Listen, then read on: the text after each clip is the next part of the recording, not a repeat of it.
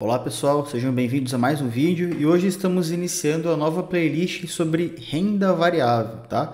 E vamos começar aqui com a história da Bolsa de Valores. É um conteúdo que é mais formativo do que realmente aplicado à prática, porque eu acredito que se nós entendermos ali como surgiu esse mercado, né, o mercado de ações, na Bolsa de Valores, que não negocia só ações, né, mas também outros títulos e mercados futuros, acredito que vai facilitar um pouco a compreensão quando nós começarmos a conversar sobre os ativos em si, tá bom?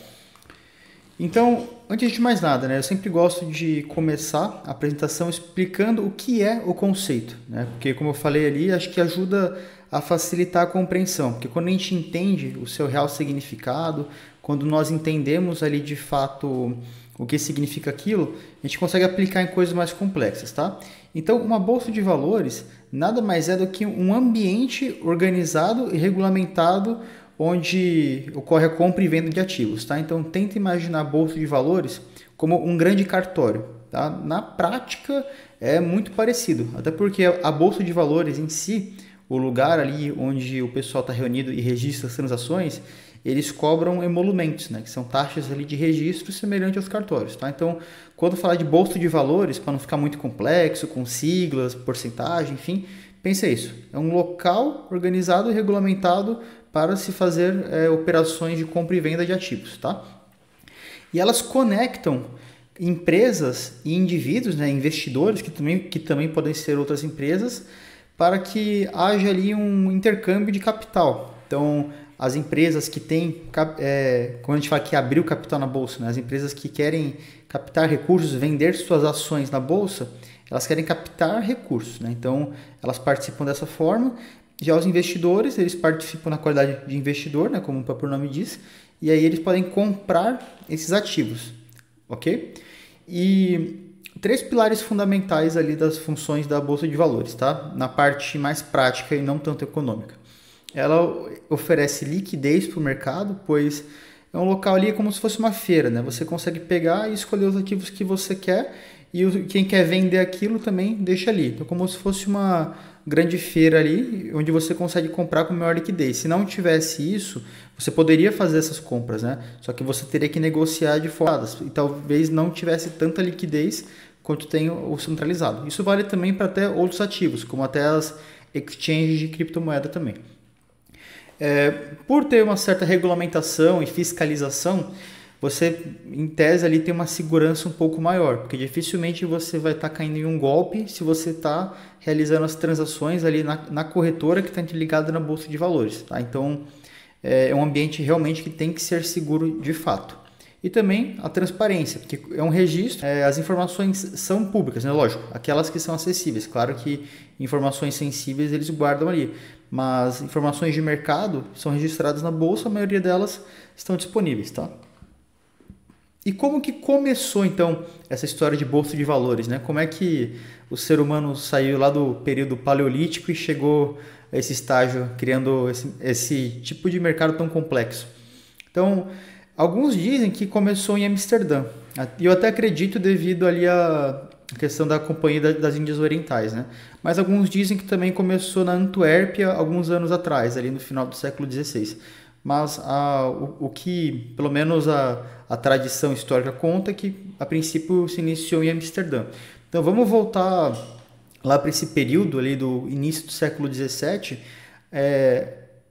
Essa questão do mercados coloniais estava bastante em voga ainda, né?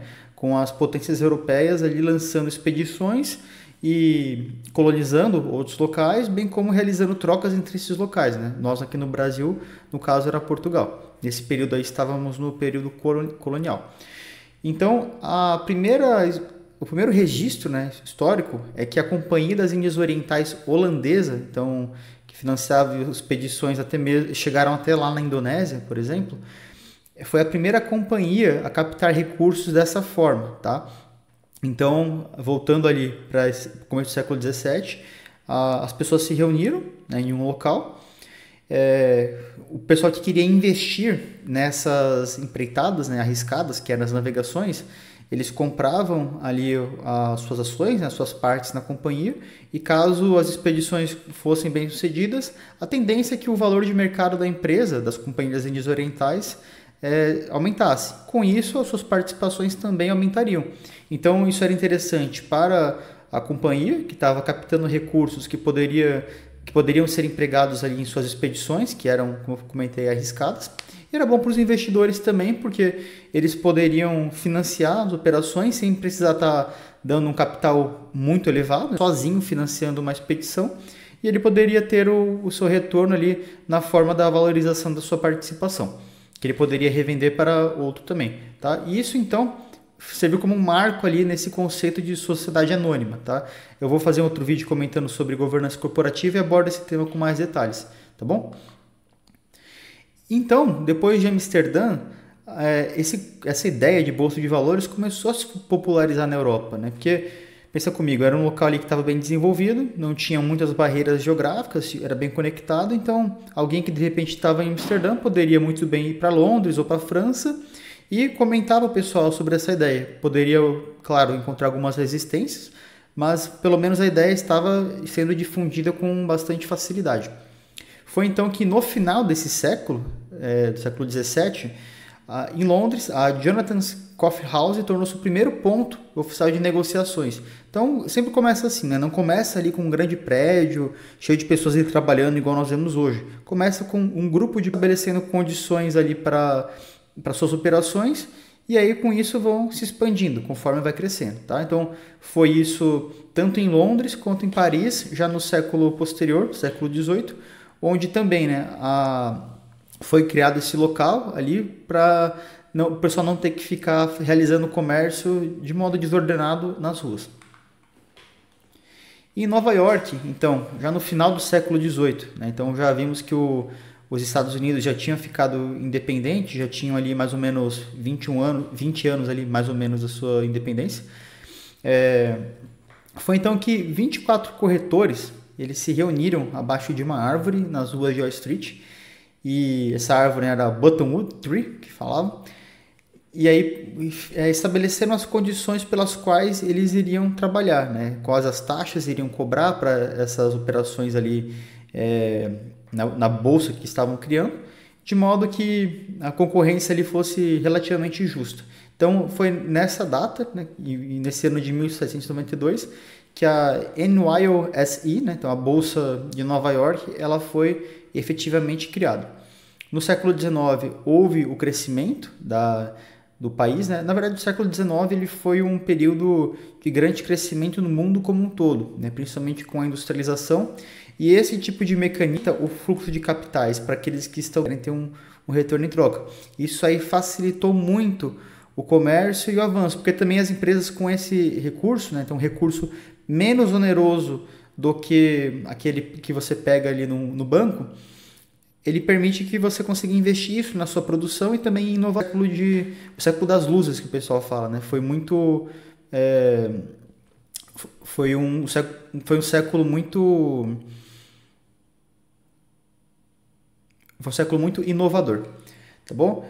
E no século XX teve então a supremacia desse conceito, né? Principalmente em Wall Street. Wall Street então foi considerada como realmente o centro ali do sistema financeiro, tá? Influenciando até hoje as economias em escala global. E no Brasil, como que se deu isso? A fundação da logo no início do período republicano, no ano de 1890. E principalmente as ações que eram negociadas eram aquelas ligadas a café e ferrovias, que estava em um estágio ali relativamente inicial. Mas o café já era de fato um produto mais consolidado. E no século XX teve ali a sua consolidação, principalmente com o plano de metas, né, que teve ali uma grande injeção de capital na economia, e isso aí tornou a ferramenta, né, podemos chamar assim, a Bolsa de Valores, fosse ainda mais útil para as empresas captarem recursos. Em 2008 teve a fusão da Bovespa com a BMF, que a BMF era especialmente para mercados futuros, tá? Eu vou ter um vídeo ali explicando sobre derivativos, mas tinha essa divisão. Em 2017 consolidou as três funções, né? da bolsa, chamada então B3, Brasil, Bolsa e Balcão. Se alguém quiser saber então por que isso, é Brasil, Bolsa e Balcão, onde tudo ali, as funções da bolsa foram consolidadas em uma única instituição. Eu comentei quais são as funções da bolsa, né, para que serve ali a questão da liquidez, mas qual que é esse papel econômico de fato?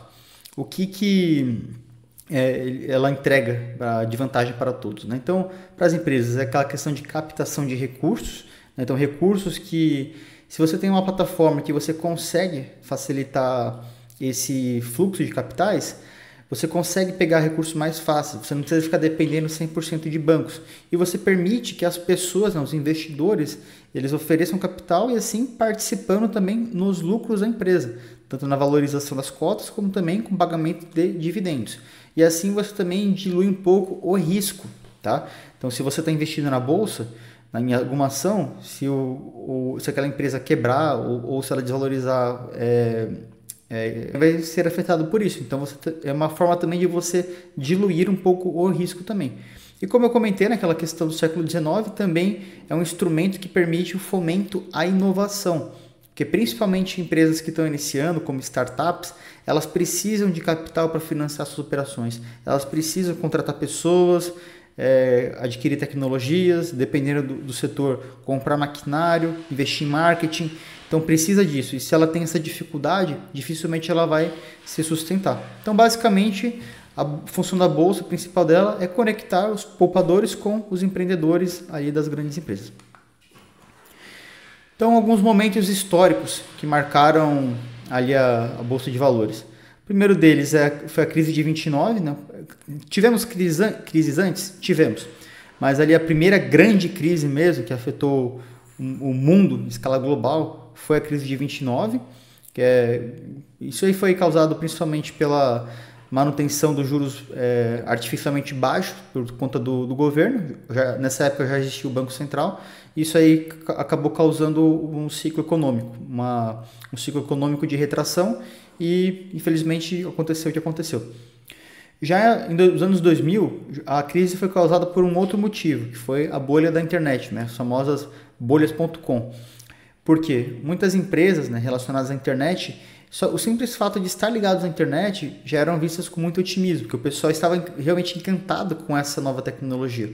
O problema é que muitas dessas empresas não tinham fundamentos sólidos, né? Eu vou ter uma aula ali que eu vou falar exclusivamente sobre análise fundamentalista, né? Como você analisar uma empresa para ver se ela está barata ou se está cara e se ela realmente tem capacidade de entregar valor no longo prazo. E não foi o que o pessoal fez, eles só bateram o olho, não, é de tecnologia, a ideia é que vai bombar, então vamos investir, né? O problema é que todo mundo pensou dessa forma e aí quando o pessoal viu que os empreendimentos não iam entregar aquilo que prometiam, aí que você teve a crise das .com.